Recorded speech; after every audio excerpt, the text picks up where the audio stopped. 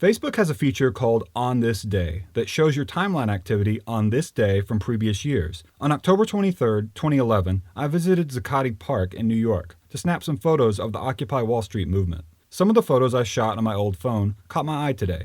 Today, 4 years later, presidential candidate Bernie Sanders is fighting for many of the same things that these people were fighting for. This surprised me because, the surprise being that many of Occupy Wall Street's causes have a chance of seeing the light of day. As you may remember, a lot of these Occupy Wall Street people were regarded by some as hippies or smelly or jobless wastes of space, whatever else. In my opinion, probably a pattern by the news media to discredit them, even though they're exercising their freedom, something a lot of people claim to hold dear whenever you mention things about soldiers. And even though when you look at the movement's causes, after careful consideration, they don't seem to be that strange at all.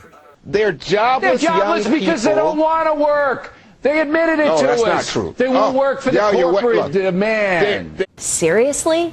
The Occupy Wall Street protest entered its third week today. Well, no, this is the way your news network is portraying us. Did I ever say you were dirty? Did I say you were a hippie? Did I say any of that? Yeah, in August. You were making fun of my friends. I was making fun. You mean the ones that were having sex in public, doing drugs, defecating on cars, and those around other cities that were actually being violent, breaking store windows, cursing out police and all that? You mean those guys? But what are they protesting? Nobody seems to know. Clearly, I would think these folks are deluded in a lot of ways and probably provide the best argument for national service for 18-year-olds that we have ever seen. Absolutely. Right? And GE and the banks, the companies and that all don't the pay bailouts taxes. for Wall Street. Absolutely. The bailouts makes people on the left That's not and what the this right is all upset. about, Juan. That's not what this is all about. GE, and the left that's not and what the this right is all upset. about, Juan. That's not what this is all about. I don't know what it is. I don't know what it is. I don't think they know what it is. A third of those yo-yos think that using violence is okay to promote their agenda. 100% of people should support civil disobedience. That's what the entire Constitution of the United States is about. Through Twitter, through social media, Facebook, they say send pizzas, send tarps.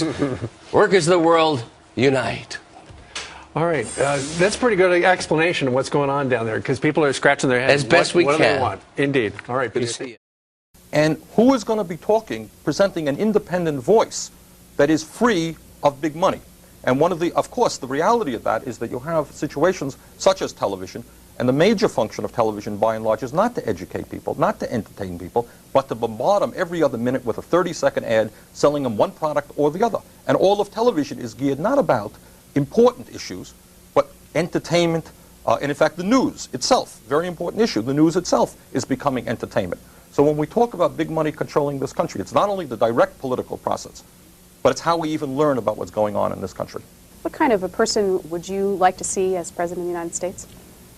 Well, I would like to see somebody who has the guts to begin to stand up to the people who own this country, to recognize that in our nation today we have an extreme disparity between the rich and the poor, that elections are bought and sold and controlled by people who have huge sums of money. So my first concern is to have a president who has the courage to look reality in the face and say that we need some radical changes in this country so that every American can have the opportunity to have a decent standard of living and live a decent life. Are you concerned about such mergers as Travelers Insurance and Citicorp when they form a company with assets of almost $700 billion, 140 times as large as long-term capital? What happens if they fail? Who in God's name is going to bail them out? The United States has the most unfair distribution of wealth and income in the industrialized world, with the richest 1% owning 40% of our wealth, more than the bottom 95%.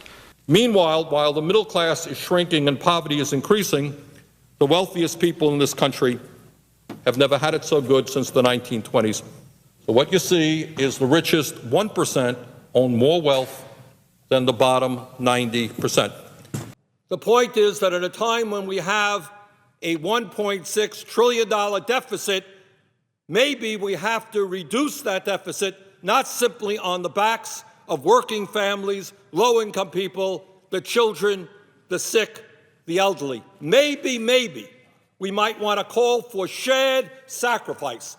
Maybe ExxonMobil and some of the large oil companies might be asked to pay something in taxes. Maybe General Electric might be asked to pay something in taxes. Maybe the wealthiest people in this country might be asked to pay something in taxes. There is something profoundly wrong in our country when the top 1/10 of 1%, not 1%, 1/10 of 1% owns almost as much wealth as the bottom 90%.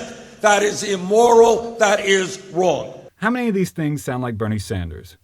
Taxing the super wealthy, carbon tax, reduce the jail population, job program, infrastructure, housing, taxing GE. If you type Bernie Sanders and then any one of these issues into YouTube, you'll find videos of him speaking about them over the years.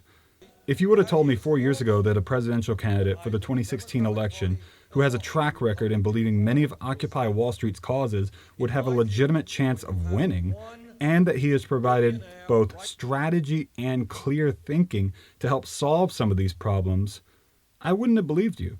Not many people would. What do you think? If elected, can Bernie Sanders accomplish his goals? If you believe yes, explain how. And if you believe no, tell us why not.